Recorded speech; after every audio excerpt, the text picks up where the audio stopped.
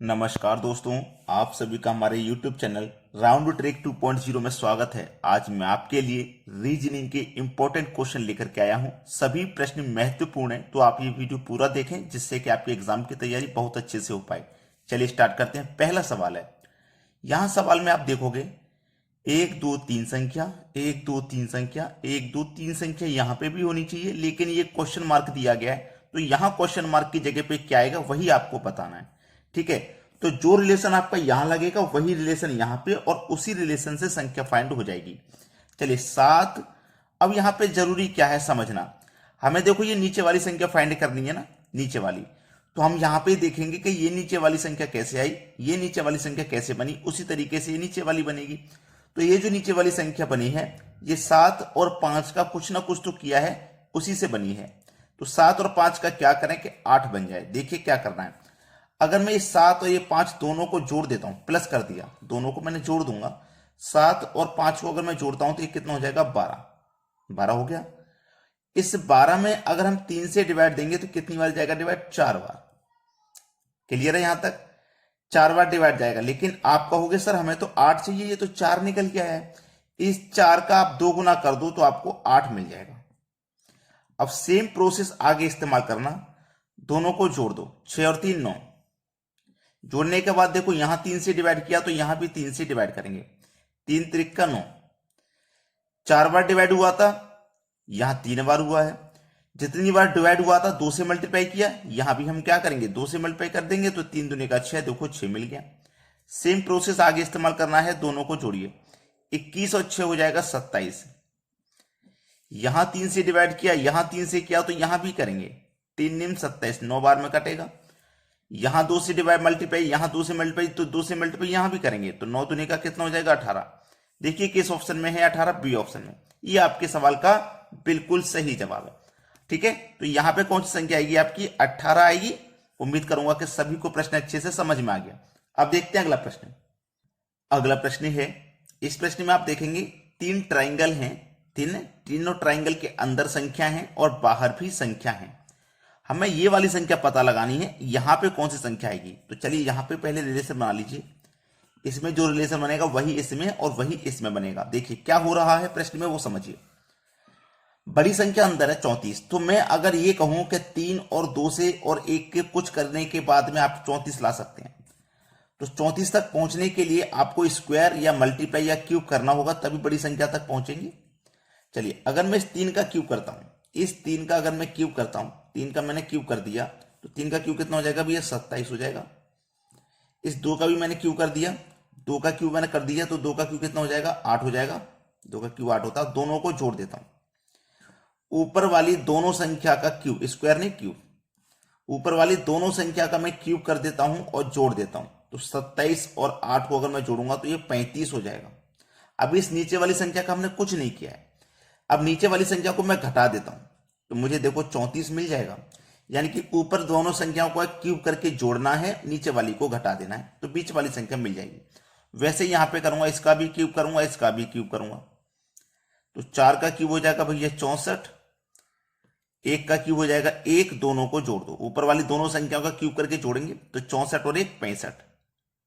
फिर क्या करना है, जैसे नीचे वाली संख्या को हमने घटा दिया तो यहां नीचे वाली संख्या को हम घटा देंगे, मतलब 4 को घटा देंगे तो 65 में से 4 घटा देंगे, 61 हो जाएगा। देखो 61 दिया गया है, इसका मतलब लॉजिक हमारा बिल्कुल सही है। आगे भी देखिए, इन दोनों संख्या का क्यूब करेंगे, यानी कि इसका भी क्यूब करोगे आप, इसका भी क्यूब करोगे, और क्यूब करने के बाद दोनों को जोड़ने के बाद में 2 घटा दोगे तो आपको 70 मिलेगा।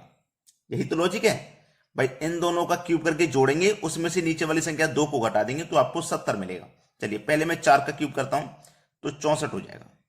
ठीक है, 4 का क्यूब कर देता हूं तो 64 हो जाएगा। अब 2 घटाने के बाद 70 आएगा, तो इसका मतलब इन दोनों का क्यूब जोड़ने के बाद में 72 होगा।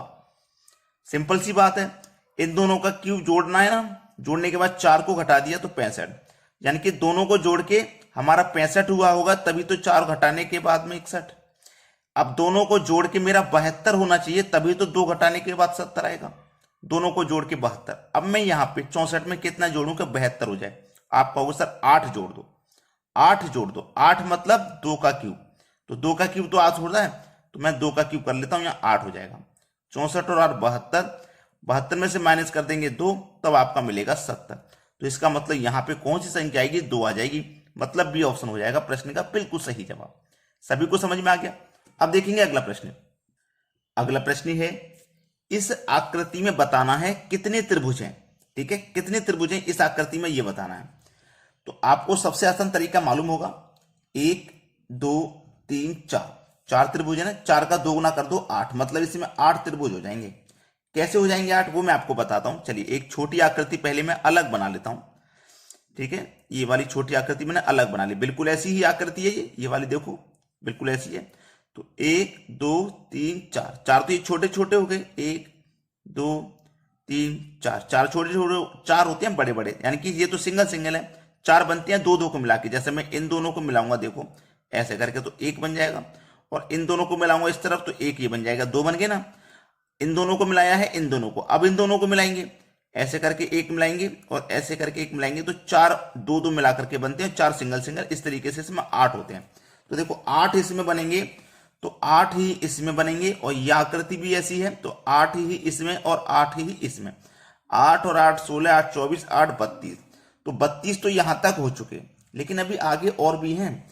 ये जो 2 पॉइंट मिलते हैं ना, ये जो 2 पॉइंट मिलते हैं, यानी कि ये जो आकृति है, ये 2 आकृति जब मिल जाती हैं आपस में, यहां देखो मिल गई, इस वाली रेखा से मिल गई, तो ये 2 पॉइंट जो जोड़ती है ना, दोनों अलग अलग आकृतियों को जब जोड़ते हैं तो 2 त्रिभुज और बनाती है। देखो यहां से एक ये वाला बनाएगा ये, और एक ये वाला बनाएगा, तो 2 बन गए ना, 2 बन गए भाई, देखो 2 बन गए।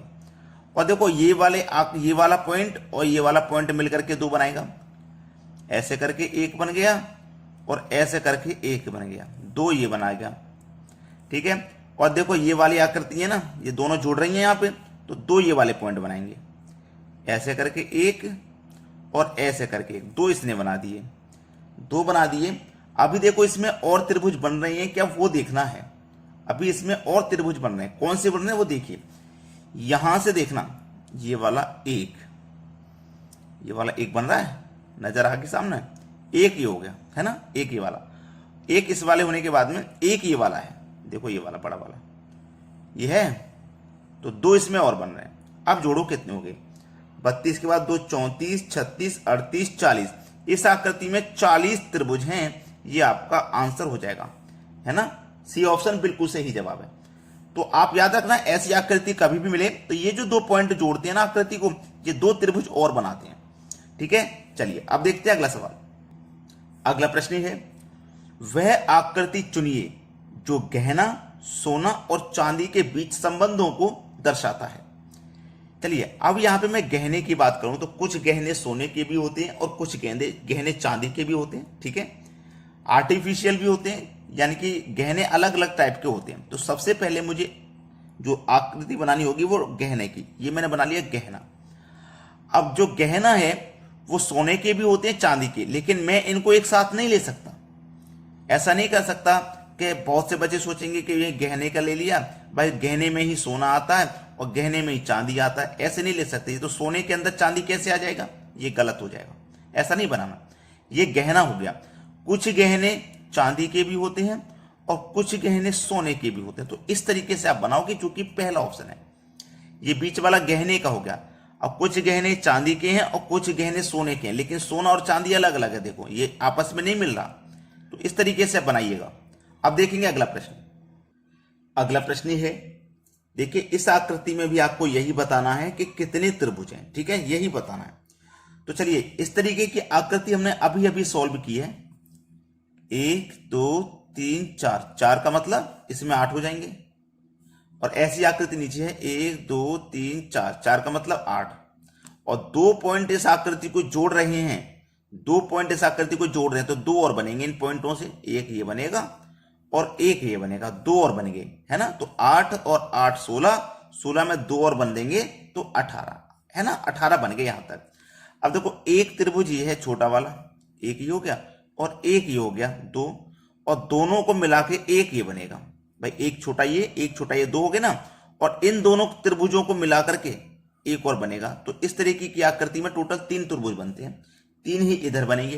तो 3 ये और 3 ये 6 हो गए, टोटल 6 बन गए ना यहां तक। भाई तीन, एक ये छोटा एक ये छोटा, एक दोनों को मिला के बनेगा तो 3 बनेंगे इस आकृति में। ठीक है, तो टोटल 6 है वो। अब देखो और कहीं बन रहे हैं क्या त्रिभुज, वहां पे नजर डालिए। देखिए इस वाले पॉइंट से यहां, ये पहले आप यहां पे और यहां पे एक ये बन गया एक, एक जस्ट इसका अपोजिट बनना है ऊपर की तरफ, एक ये बन गया है ना, 2 बन गए। ऐसे इस पॉइंट से बनेंगे 2, यहां से ऐसे एक ये बन गया, एक इसका अपोजिट नीचे की तरफ 2 बन गए। तो 2 इधर बने थे, 2 इधर, कितने बन गए भैया, 4 बन गए। यहां तक कितने बन गए, 4। तो 2 कितने हो गए, 18 और 6 24, 24 में जोड़ देंगे 4 तो ये हो जाएगा 28। तो इसका मतलब इस आकृति में 28 त्रिभुज होंगे, 28 त्रिभुज, जो कि हमारे सी ऑप्शन में दिया गया। चलिए अब देखते हैं अगला प्रश्न। अगला प्रश्न है H23B M33G R43L W53Q, यहां पे क्या आएगा। चलिए यहां पे जो भी आएगा, हम पहले ये जो अल्फाबेट है ना, इनको हम नंबर कर लेते हैं। जैसे H हमारा 8 नंबर पे आता है, M हमारा 13 नंबर पे आता है, R हमारा 18 नंबर पे आता है और W हमारा 23 नंबर पे आता है। नंबर इनको पहले अल्फाबेट को नंबर इसलिए किया है क्योंकि पहली संख्या का रिलेशन आप पहली से बनाओगे, है ना, पहली का रिलेशन पहली से बनाओगे।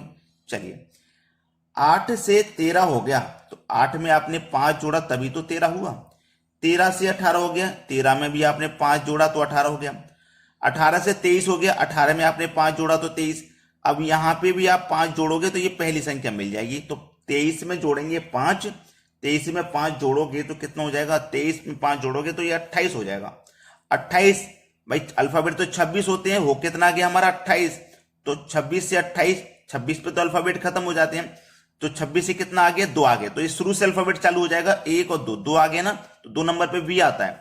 अब देखो बी कहां पे, हमारा पहले ऑप्शन में, तो एक ही ऑप्शन में बी दिया गया, तो यही सही जवाब है। अभी तक मुझे पता है बहुत सारे बच्चे होंगे जिन्होंने लाइक नहीं किया होगा, तो लाइक कर दो भाई, और शेयर नहीं किया है तो शेयर कर दो। ठीक है, धन्यवाद।